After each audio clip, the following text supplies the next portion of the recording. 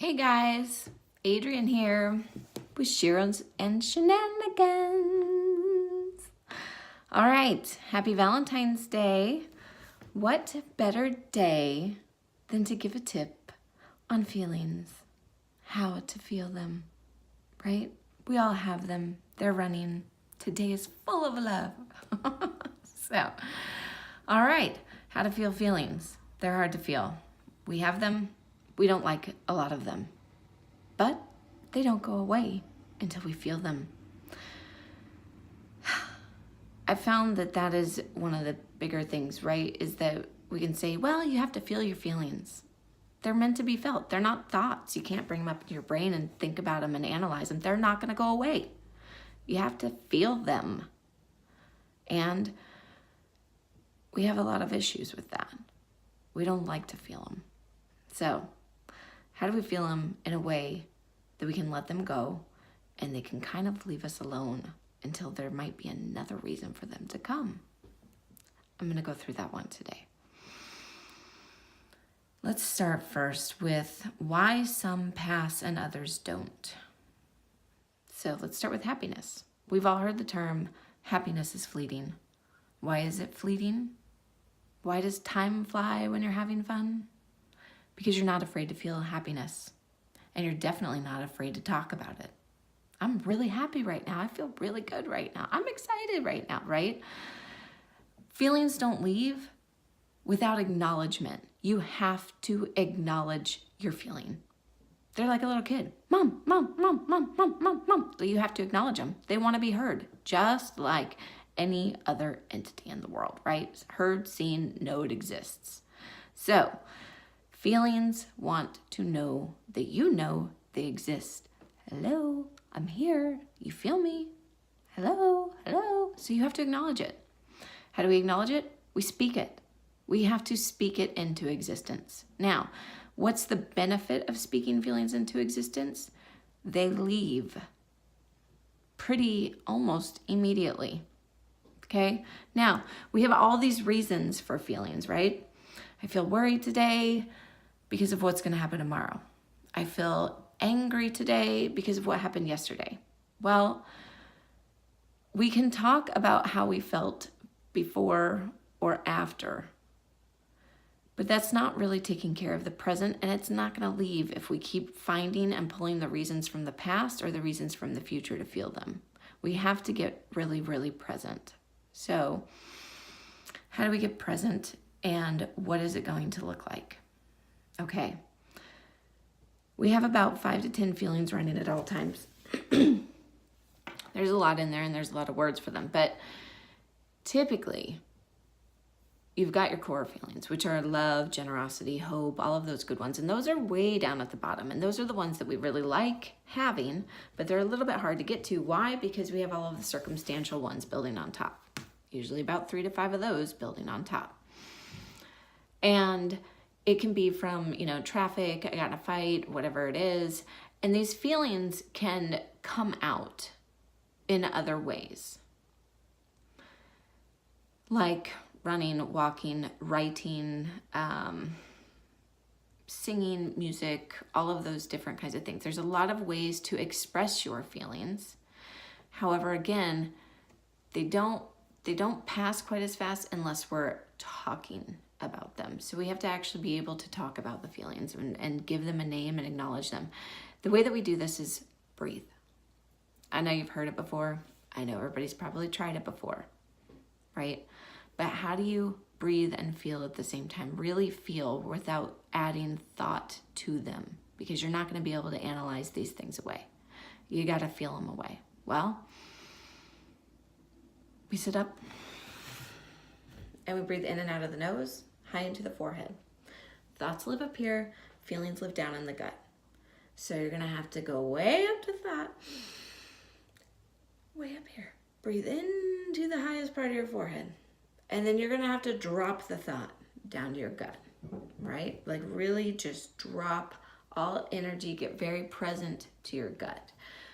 The best way to do this, again, is in and out through the nose, high into the forehead, and then I need you to expand from the bottom of the lungs up. So your breathing should actually look like an out and in feeling versus an up and down, okay? A lot of times when people say breathe, then people go, and they gotta lift everything, all right? You gotta go out with it.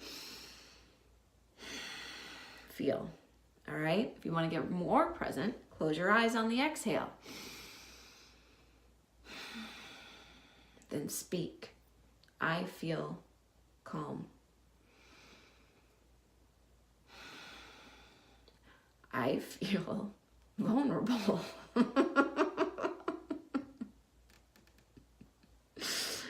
I feel vulnerable. I'm talking to a camera. It's pretty vulnerable. It's by far the biggest shenanigans I've ever had. I can do funny stuff anywhere. I can do funny stuff in front of a camera, but it's really hard to talk to one.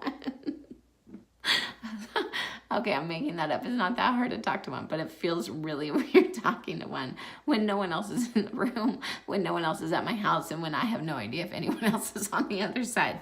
Okay, I'm just gonna feel that one for a minute.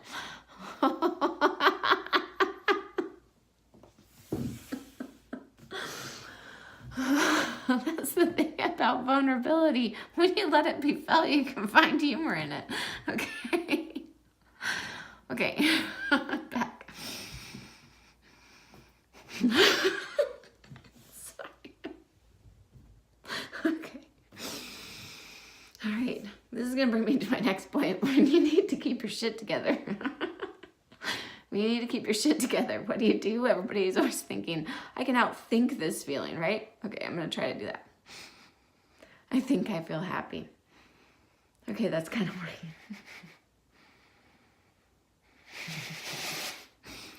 Here's another trick. Stand up straight. Okay, that really worked. All right. Standing up straight works. A lot of times we think mind over matter, but other times it's actually matter over mind. You change your matter, you change your mind. I do this with my kids all the time. When they're in a grumpy mood, I actually grab them and I roll their shoulders back and I force them to stand up, and then they just start laughing automatically. Why? Because you cannot feel bad standing up straight. You can't feel one of those weird emotions that are uncomfortable like vulnerability when you're standing up straight. It really actually helps clear everything out. Instead, you feel powerful. You know, you come back to strength and power, those kinds of feelings. So standing up straight really, really works. And that is a good one for when you need to keep your shit together. It's funny because I got this from David Snyder, by the way, who's an NLP coach, but I was just watching one of his videos one day and I was, oh, that is fantastic. It works with toxicity, it works with negative emotions all the time. Now, if you pull back in a thought, like if I tried to pull back in vulnerability right now, then this is total proof. Then your body has to adjust, which I'm sure you just saw happen, right? I was up, I was straight. When you pull back in vulnerability, my body keeps adjusting to it. My shoulders come back down, my head kind of falls, my stomach kind of rolls and clenches, right? So when you're up nice and straight, like I can't pull in that thought. But the moment I start talking about it and I really start thinking about it, it gets pulled in and my body starts adjusting to it. So you want the thought to leave, or you know, that the fact that the feeling's coming up and your thought is starting to think about it, you control your matter because it will control your mind. Okay, you start letting your mind drift, it'll start controlling your matter, and then you're going to feel even worse about whatever it is you're feeling. So remember, thoughts and feelings, they live in different spaces and they're constantly trying to collapse, okay? If I think about vulnerability, then I'll start to feel vulnerability. If I force myself to feel tall and powerful, then I'll start to think tall and powerful. Okay, so that's a good example of how those two connect. That is a very good keep your shit together trick. Now, the other one is this. If you're having a day when you know that you have a nagging feeling and you don't know what the feeling is, right? Like there are times when I'm with my kids and I'm on total sensory overload, but I don't really have any kind of reason. I'm not really mad about anything. I'm just overwhelmed, then one of the easiest ways, or if there's something else, sometimes I'm with my kids and I just want to cry, but I don't know why. One of the easiest ways to get present to this feeling so you can speak it into existence and let it go is to ground yourself. Take off your shoes, get on the ground, get on your knees, get on all fours, lie down, go outside, get even on the grass. Ground yourself. The moment that you ground yourself, I promise you're going to get very present to your feeling and you will be able to express it in a way, right? They need to be felt, they need to be spoken of, and they need to be let go of. So it's something you can become very present to. The more you ground, the more you can say, I feel sad. I feel happy. Right? And these feelings, there's so many living there that they actually sometimes even contradict each other. The coolest part about speaking them into existence is that when you let them go, and I've done this on the phone with people, right? I've had them say their feelings, is that they'll list like 3 or 4 that are kind of on the negative spectrum or the negative side of the spectrum. And by the time we get to the 4th one, we can't even remember what the first one was because it was let go.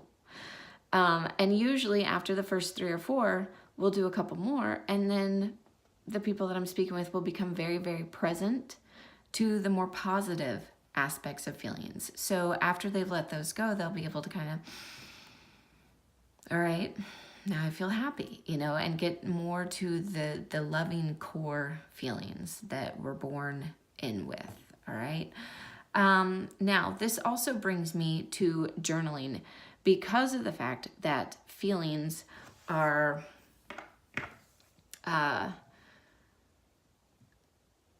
because we want to actually analyze them sometimes, right? So my suggestion is when you're doing it, if you have like a gratitude journal or something, then when you're doing it, or if you're having a hard time with gratitude that day, is that I'll invite your feelings to it. So start off with, and then write, I'm feeling this feeling, I'm feeling this feeling, I'm feeling this feeling. Because the thing about feelings is that we can find a reason to feel any of them. That's our now thought coming in to analyze, but we can find a reason.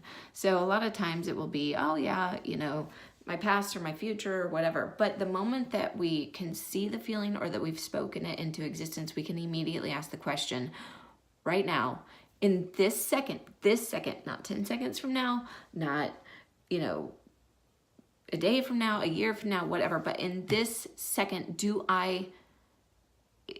is there this going on? In this second, is worry going on? In this second, is fear going on? All right? Is something actually chasing me that I need to be fearful for? Is something actually happening right now that I need to be worried for? If there is, right? Like with me with vulnerability, there is something going on right now that I can feel vulnerable over. So I can acknowledge that feeling and I can go, okay, I'm gonna now express that one. I'm gonna let that one, be felt. Other times, if there's not, then we can go, okay, there's not a reason right now, in this second, right now, in this second, in this second, is there a reason to feel that? If there's not, okay, let it go.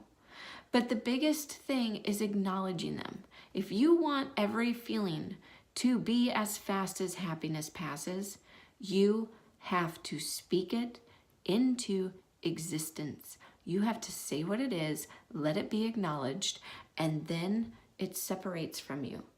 It becomes just your emotion and not part of your being. Here's where we end up getting in trouble with these, because when those two collapse and come together and you start saying things like, I am mad, it is now of you. You are that, right? But the moment that you can say, I feel mad, it's now separate. There's me, I am, and then there's feel, I feel, okay? So it's very important to separate those two, because when we're discussing things with each other, we want to be able to talk about our emotions and not be of our emotions. So, all right, I'm reaching the 15-minute mark and I really don't want to go too far beyond that. I will try to think if there's anything I left out and then maybe get back to you guys tomorrow on any more of it. But I think that that covers the majority. So again, acknowledge your feelings. All right. The good thing, like I said, about gratitude journals is that once you write down the 3 circumstantial feelings that you're having, it's very easier to get to the gratitude. All right. And then you can, write 3 to 5 things with gratitude. And those are great things to do. Gratitude journals are awesome. Love them. Okay. All right. That's that. Have a happy Valentine's Day, and I will get back to you soon. Bye.